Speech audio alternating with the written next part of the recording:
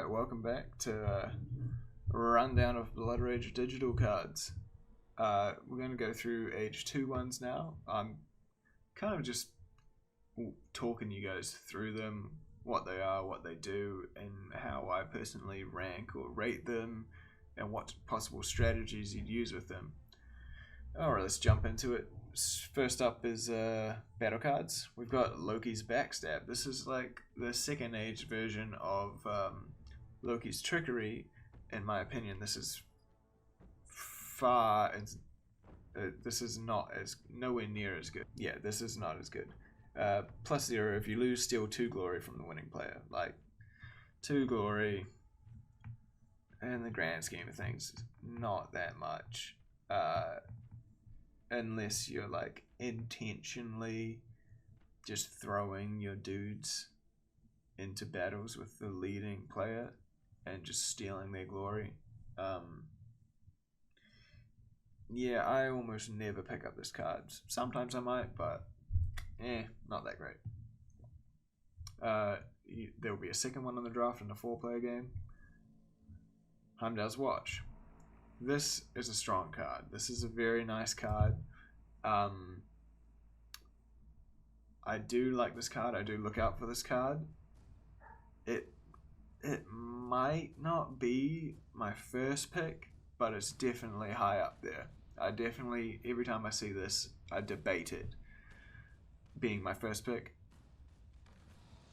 It gives you +0, but discard all revealed cards. Gain glory equal to the total strength revealed, and then play new cards.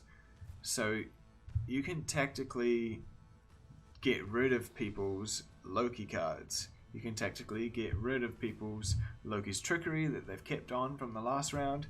You can tactically get rid of people's high cards. Tears, Smite, Smash, Crush, Bash, whatever. And you gain glory for it. And then you have to play new cards. So it's great at weeding out and drafting out people's high cards, and then you play your high battle card in the next round when they might not have another high battle card. And there's only one of them. So if you've got it, you know no one else has it. And so you don't need to play around it. Next, Odin's Tide. +1 strength. Before comparing strength, each player chooses and destroys all but one of his figures in battle. See, this is the better version of the what was called Odin's thing from the first age, where it would destroy one warrior from everyone. This is a good if you're running a monster strat, because then in a highly populated province you play this, everyone has to remove all but one of their things, and then you've got this big ass monster standing, so you're most likely going to have a lot of strength. It's an okay card, but it has its uses. This would be something that if it's still around, I'd pick maybe 4th. It probably would not be a 3rd round pick for me, to be honest. And in a 4 or more player game, there is going to be 2 of them. Moving on, we got Thor's Oath. +1 strength. If you win, raise one of your clan stats by 1. This is kind of a high risk, high reward strategy. There was that Friggers one from the first stage with +2 and then raise your clan stat. That's better than this, obviously, because this is only +1. Yeah, I almost never pick this card unless I'm forced to, because the odds of you winning on a +1 strength in most battles is not very high. However, it can be comboed with what's coming up next, Heimdall's Eye. So, Heimdall's Eye, there's always going to be 2 of them. In a 3 or more player game, there's going to be 3 of them. And in a 5-player game, there's going to be 4 of them. These are good cards. They're strong cards. They're useful. They're obviously not going to be your first round, probably not your 2nd round pick, but you definitely probably want to get one of these.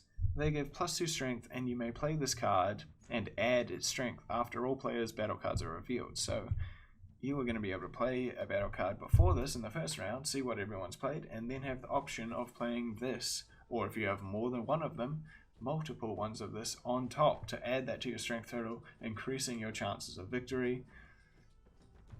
and adding strength to weaker cards like Thor's Oath or Odin's Tide.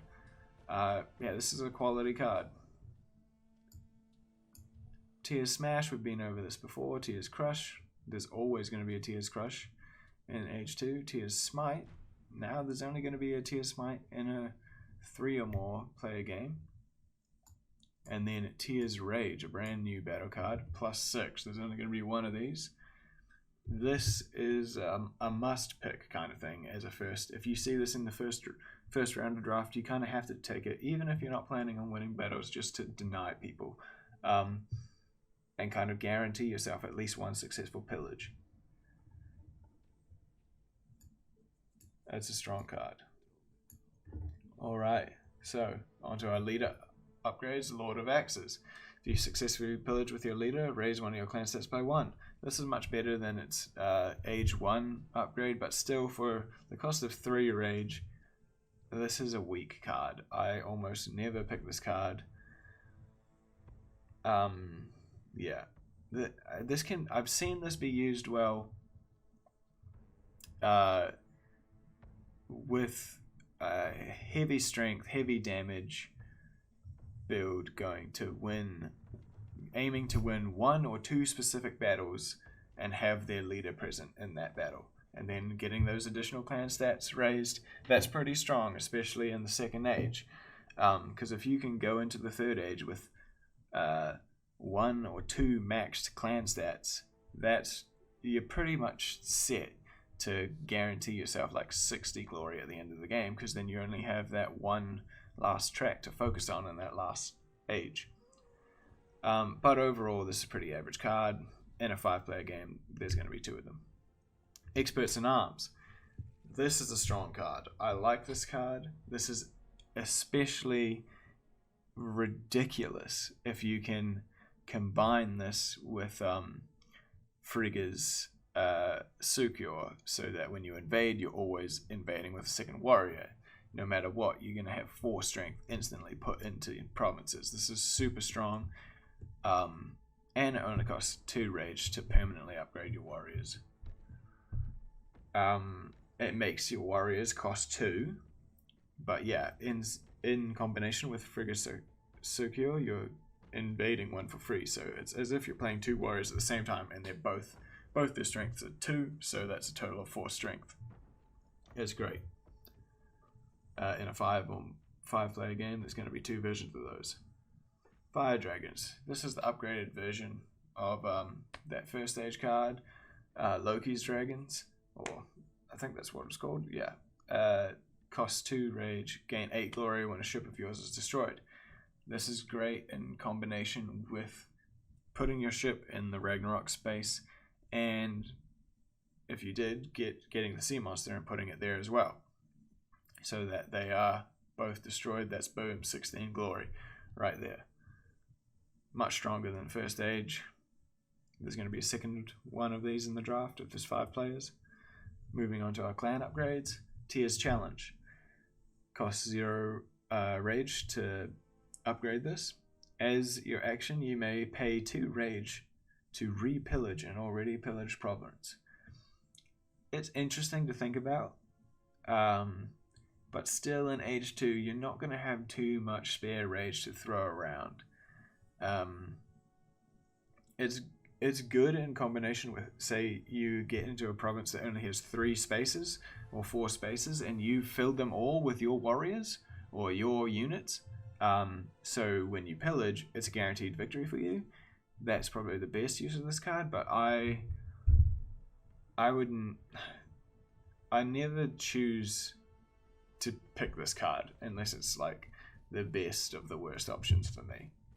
But that's just my opinion. Frigga's Protection costs 0. You may pay 1 rage to prevent a figure of yours from being destroyed. This is very good in combination with Loki's Blessing, or whatever the first age one is. When you lose a battle, you can invade for free into that province. So you can pay 1 rage to kind of save your big unit when you lose a battle. So you have your leader or a big monster You pay 1 rage, save that unit there, and then invade for free. And you filled up 2 spots of that place for the next stage, or just kept a big unit on the map and invaded for free with another, for you to then migrate to another area or for another battle or whatever use you'd have of your units. This is a strong card. It's decent. It does require you using that rage tactically though, because again in H2 you're probably not maxed out on rage. It's still a limited resource. You have limited turns because of it. Moving on. In a 4 or more player game, there's going to be Thor's Domain, which costs 1 rage to upgrade, and after you invade a province, you may pay 2 rage to immediately try to pillage it. It's alright. I think I've only used it once, like ever, and once or twice ever in all my games of playing Blood Rage. The best way to use it is kind of that first turn, is to upgrade it. Sorry, second turn. So first turn you upgrade it. Second turn you invade a province away from people, so that they cannot add their units to the battle, because they aren't adjacent, and then pay the 2 rage, immediately pillage that for free, so without having a battle. That is the best use of it, but that is very situational, and I wouldn't bank on you being able to do that. Oh, sorry. Average card. I try to avoid it. Below average, sorry. Loki's Eminence costs 2 rage. They're only in a 3 or more player game. Gain 2 glory for each figure you release from Valhalla. This is the stronger version of that one in the first stage. I like this. This is good, especially if you're going die to win strats, Loki strats. Although it's not 100% necessary to be successful with that, it's a very good addition for it. If you plan on losing battles, purposely feeding your dudes to Valhalla, so this is a good card to get. Odin's Inspiration costs 2 rage. Double your glory award for dying during Ragnarok. That's decent. That's pretty good if you're tactically moving and filling up that area that's going to be, hit by that meteor, going to blow up to Ragnarok. Doubling the glory from that's pretty good to do, and especially if you can do that, you can fill those spots up this age and then the next stage. It's a decent card. Tyr's Prowess is only in a 3 or more player game. If you win a battle, you may keep any of your revealed cards, paying 1 rage each. It's decent. It wouldn't be my first, second pick, but it might be a third pick. If I have high battle cards that I want to keep after winning, or if I have the Loki card, but I accidentally, or I'm forced to play it in a battle that I'm going to win, and I want to keep it, I can pay a rage to keep it. That's pretty good, especially if you have the 6 card. Being able to play that twice in H2 and pretty much guarantee yourself 2 victories in battle, that is very strong. This is a good card. Dark Elf is another monster upgrade. It costs 1 rage to summon this anywhere, including straight into Yggdrasil. And when it is in Yggdrasil, it counts as having 3 strength. It's a decent monster if you haven't picked up a monster yet. Wouldn't be my first choice, wouldn't be my second choice, but it might be a third choice in the third draft round. Valkyrie costs 2 rage, has 2 strength. Gain 2 glory per enemy figure destroyed in battle with this monster. Honestly, Valkyrie is probably one of the weaker monsters in my opinion. I almost never pick her up. But she's not bad. If you don't have a monster yet and you're kind of forced into picking Valkyrie, you shouldn't be too mad about it. She's useful, but yeah, I would never intentionally pick her. Fire Giant is only available in a 3 or more player game. When this monster invades a province, destroy all enemy non-monster figures in it. 4 rage and 4 strength. This is a big boy. This is a thick boy. This is a thick flaming boy. I have not a love-hate relationship with Fire Giant, but like I try to never pick Fire Giant, but whenever I do pick Fire Giant or am forced into Fire Giant, I actually play very well with him, or he becomes very useful. You have to use him tactically. 4 rage is a hell of a lot of rage, and it's going to cripple your economy just for 1 unit. And he is a big boy, so you never want to pick him up if you're going die to win strats. But he can be crippling for your opponents because if they have an area that's just about full, a province that's just about full, you can invade that and kill all of their guys that aren't monsters, which, most people aren't going to have too many monsters. Monsters aren't that common, so there are a lot of uses for him to kill off people's leaders, instantly destroy 3 strength from a leader, and to kill off people's warriors. This is especially good against people who have upgraded warriors that are either the pair of them are worth 3 strength or the single ones are worth 2 strength, and he can just wipe that province of them, send them straight to Valhalla where they belong. He's very situational. He's just so expensive. I would probably put him in B tier because it's a very strong card, but he is definitely costly to play. Out of these 3 monsters, I don't usually pick a monster, or I'm not looking to nab up a monster in the second age. But if I was, it would be the Dark Elf, followed by the Fire Giant. Moving on to the quests, same. Got Jotunheim, Mannheim, Alfheim.